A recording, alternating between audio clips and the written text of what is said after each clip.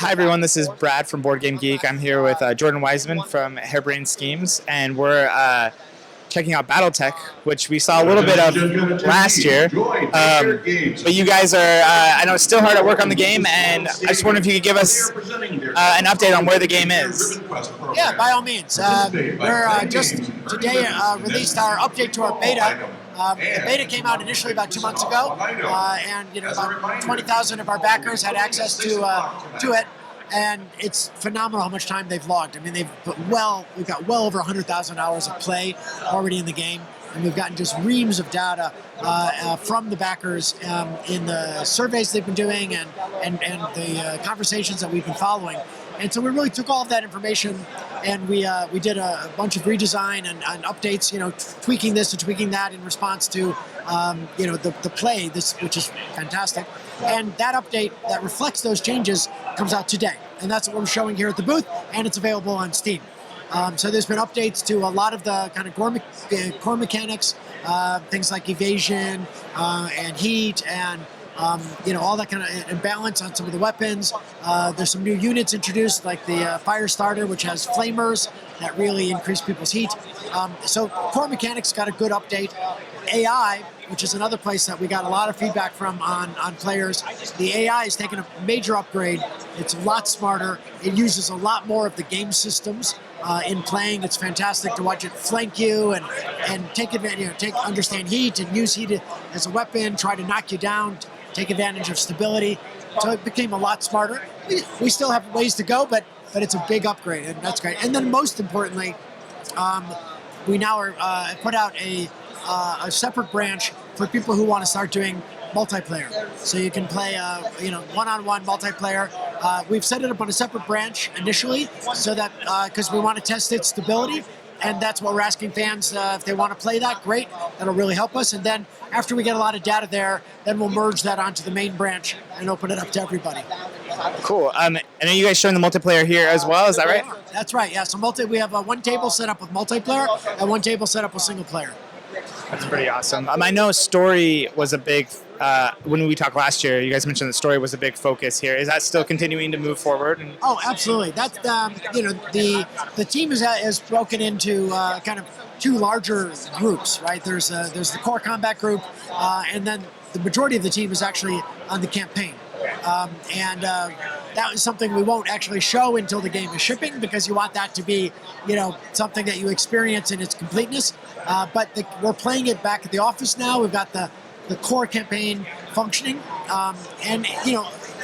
this is once you back out of the combat, it's an economic sim. You're running a mercenary company, and you have to worry about what everything costs, right, and how long it takes. Right, because when you take damage on the battlefield, you have to pay to replace the parts, but it also takes time to repair the mechs. It takes time for a mech warrior to heal from a wound. And of course, while you're waiting for those things to happen, you're still having to pay everybody. You're still having to pay for the ship. And so you've got kind of, this tension that really takes place. And it means that tension comes into the combat game, because now all of a sudden, you're a lot less bravado. It's a lot less like, charge in there, damn the torpedoes. Like, oh, no, like, no, wait, I'm going to stand behind the hill because you know what that arm costs to replace? I don't want to get my best mech warrior killed or wounded. It really creeps and makes the tension of the combat game so much higher when the consequences of that combat game are really impact the overall campaign.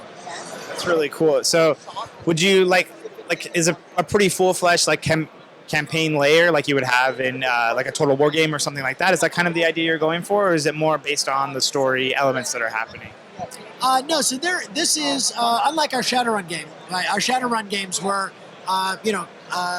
branching or hub-based narratives. Right, so you've only got so many options of paths. This is an open-ended experience. So you have control of your ship. You can decide where you're going to within the section of space that's available. The whole 2,000 planets of the Inner Sphere are not available, but the planets within this chunk of the periphery, you can decide to go where you want to go. You decide what contracts you want to negotiate and which clients you want to work for.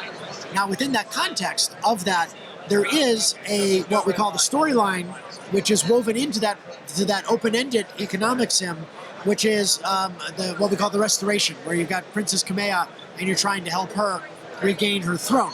But she's a client, like other clients, right? And sometimes you may not be able to afford to help her when she needs help, and you're going to have to make that decision to kind of like, do I suffer or is she going to suffer, right? So it is what you've got, kind of a rich story in the context of this economic sim that is your story of your mercenary company. That's a pretty cool balance. So players can grab the game on early access right now. Is that right, on Steam, or is it No, so kind of a closed beta? Yeah, no. The beta is available to backers. You can still become a backer on our website, battletechgame.com. And that would get you. You could get access to the beta through that. But the game itself won't be available until early next year.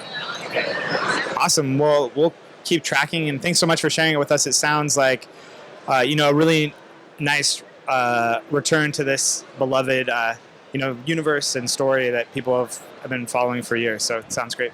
Well, I appreciate that. We're having a ton of fun making it, and now you and I should go play it, and you can see if you like it or not. Definitely. Thanks so much. We'll go check it out. Thanks.